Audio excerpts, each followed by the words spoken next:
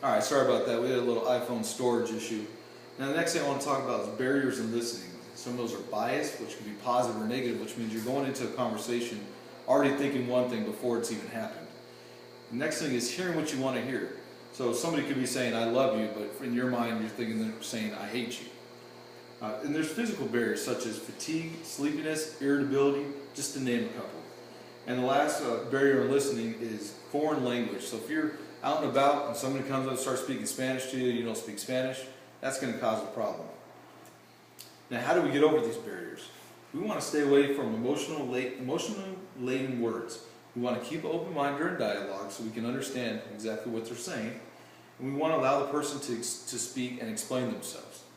We want to give ourselves, we want to give yourself time for physical barriers to prepare. So we don't want to be sleepy, we don't want to be irritable, we don't want to be cranky when we're getting ready to have a conversation.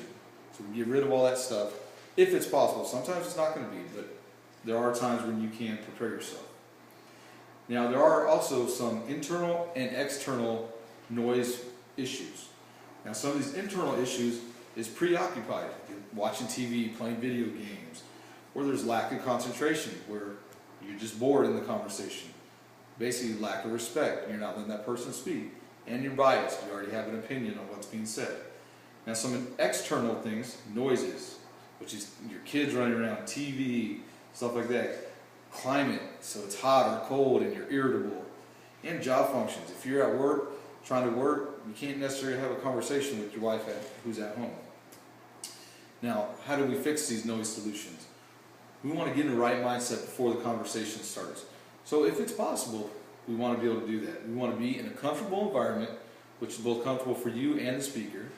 And we want to get rid of any type of barriers that are going to hinder a conversation. So if it's the kids, we're going to ask them to go in another room, or we'll go in another room. Or next thing is a quiet area, which, like I was saying, we'll go in another room to have this conversation. And that concludes my briefing